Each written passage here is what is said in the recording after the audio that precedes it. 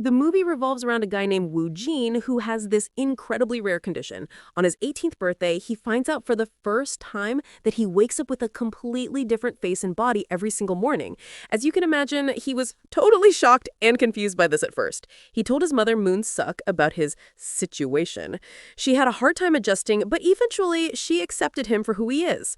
Woo-jin also came clean to his childhood best friend, Sang-baek, who also accepted him.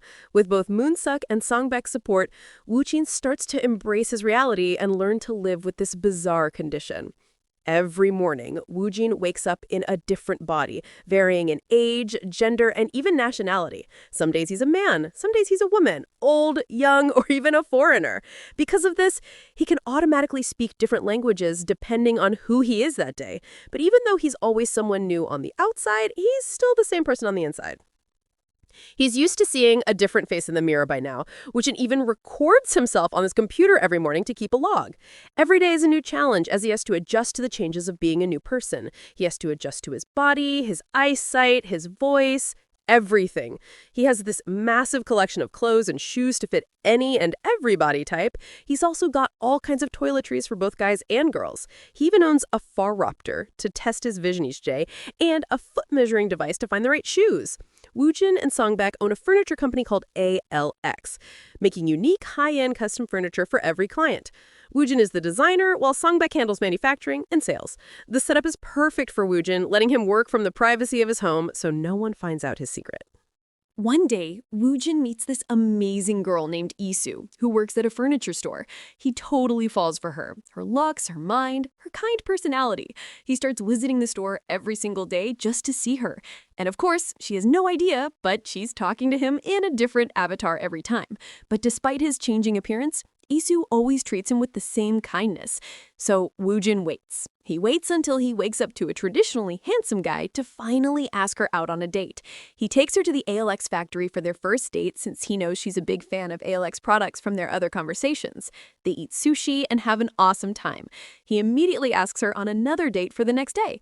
He's so desperate to meet her as the same guy that he forces himself to stay awake all night so he won't change. This goes on for days, and Woo-jin gets more and more sleep-deprived. The two start falling for each other and become totally inseparable. But then one day, Woo-jin accidentally falls asleep on the subway and wakes up as someone else. Terrified of freaking her out, he cancels the date and decides he can never see her again. But he can't stay away and gives in. Continuing to text her, he even sends her a piece of custom-made furniture, designed exactly how she likes it. This new furniture really helps Woo-jin impress his boss. Woo-jin then applies for a part-time job at Yi-soo's workplace as a girl, just so he can be close to her. He befriends her and asks her to dinner after work. He takes her back to the ALX factory and finally builds up the courage to come clean about his identity and his condition. He shows her all the videos he recorded on his laptop, the ones where he talks about her. He reminds her of the conversations they had over dinner about antique furniture, guitars, and music. But Yi-soo just finds it too hard to believe. She thinks it's some kind of sick prank. She tells Woo-jin to never contact her again and storms out of the warehouse. Woo-jin just breaks down, completely heartbroken. Soon, though, Yi-soo starts to really miss Woo-jin. She starts to wonder, what if he was telling the truth? That table he gifted her is a constant reminder. So one day, she decides to go see him and just drops by his house. Woo-jin opens the door as a girl, and the two of them end up having dinner. Woo-jin explains his condition again, and Yi-soo decides to stay the night just so she can see for herself when he wakes up as a different person. Before they go to sleep, Woo-jin tells her more about his situation and how he copes. He reveals he's 29 years old. He thought he had made peace with his condition, but ever since he met her, it's gotten so much harder to live with. He tried to stay away, but he just couldn't. The next morning, Yi-soo wakes up and finds the same girl she had dinner with sleeping next to her. She lets Woo-jin sleep and quietly looks through his closet full of clothes and shoes and watches the videos on his laptop. Later, when Woo-jin wakes up, he wakes up as a young boy. Yi-soo finally believes his story and starts to accept him for who he truly is on the inside.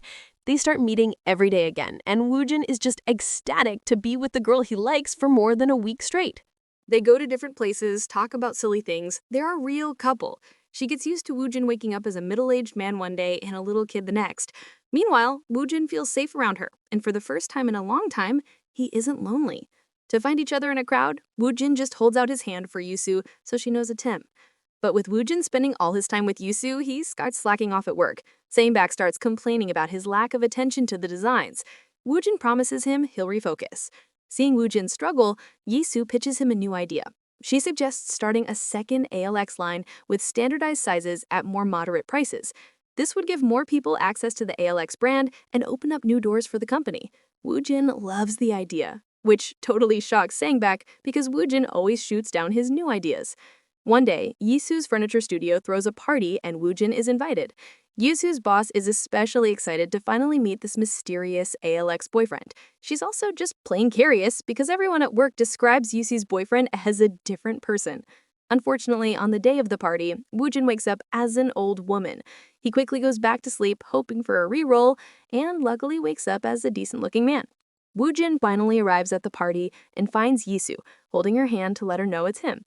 Yi-soo is so relieved to finally get her coworkers off her back, and the two of them have a great time. The next day, Woo-jin takes Yi-soo to meet his mother, Moon-suk, at her shop. Moon-suk is just so happy that her son has finally found someone to spend his life with. She gives them her blessing, but also hopes they won't end up hurting each other. But it's not always sunshine and rainbows. One time, Woo-jin really upsets Yi-soo when he just randomly grabs her hand in a crowd with a new, unfamiliar face, totally freaking her out. Seeing how short he is, he apologizes and promises to never do it again. Seeing how head over heels they are, Sang-bak asks Woo-jin why he hasn't proposed yet. Woo-jin admits he's been thinking about it but has always been on the fence. With Sang-bak's encouragement, he decides to do it. He starts working really hard to custom design the perfect ring for her. Meanwhile, people are starting to gossip about Yi-soo, seeing her out with a different man every single day. This really starts to take a toll on her mental health. She becomes more and more forgetful. She even starts taking pills to cope with the stress, anxiety, and insomnia. Right in the middle of all this, Woo-jin brings up the topic of marriage. And as you might expect, Yi-soo isn't exactly thrilled about the idea right now. She tells him there's just so much to consider. She points out that every morning, he needs time to accept his new self, test his vision, and measure his feet. In the same way, she needs time to think about what it means to marry all of those different people. Plus, she can't even imagine how she would introduce him to her parents. Yi-soo's response completely crushes Woo-jin. He thought they were on the same page, but they're clearly not even in the same book. The conversation completely overwhelms Yi-soo, and she takes too many of her pills. She gets sick and is rushed to the hospital. There, Woo-jin learns she's been taking risperidone for her stress and sleeplessness. He also finds an audio message from Yi-soo's psychiatrist, advising her to stop seeing Woo-jin for a while for the sake of her mental health. Woo-jin is just floored by all of these revelations. He wonders if it was her fault for not telling him, or if he was just blind to see that she was silently suffering. He eventually concludes that he was the one blinded by a fantasy. Woo-jin has no idea what to do, so he goes to see his mother. Moon-suk tells him she knew this would happen sooner or later. She says that Yi-soo will be fine as long as she and Woo-jin aren't together. Confused, Woo-jin asks her what she's talking about. She then reveals that Woo-jin inherited this condition from his father. Moon-suk loved his father at first, but people started gossiping. They accused her of sleeping around. She tried to ignore it, but one day, Woo-jin's father just disappeared. He left her a letter apologizing for making her life a living hell. Woo-jin is moved to tears by this, and he starts to wonder if he has to leave Yi-soo for her own dead too. After Yi-soo gets out of the hospital, Woo-jin meets her one last time and breaks up with her. He tells her it's the right choice and begs her to stop taking those pills before completely disappearing from her life.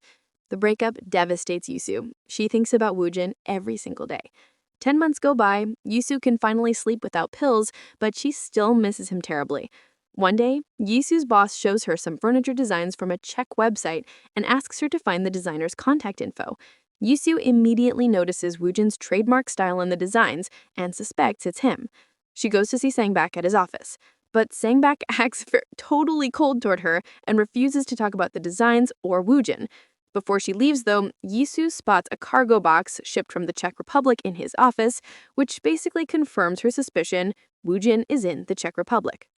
Realizing that being away from Woo-jin hurts way more than any stupid gossip, Yi-soo flies to the Czech Republic. An unknown Korean man answers the door at the address from the website. He denies knowing anyone named Kim Woo-jin, but Yi-soo asks to see his furniture collection for her store. Once she's inside, she notices shoes of all different sizes and genders, which confirms that this man is Woo-jin. She tells him she loves him and wants to spend the rest of her life with him. He finally admits it's him, but tells her he doesn't want to make her sick again. Yi-soo tells him she knows it's going to be challenging, but being without him is so much worse. The two of them just break down and cry. After they pull themselves together, they go for a walk in the beautiful capital city. Yi-soo tells him she doesn't care if he changes every day. She loves the Woo-jin inside.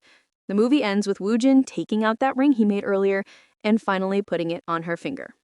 Subscribe for more videos like this, turn on notifications, and leave a like to help the channel out. Thank you for watching.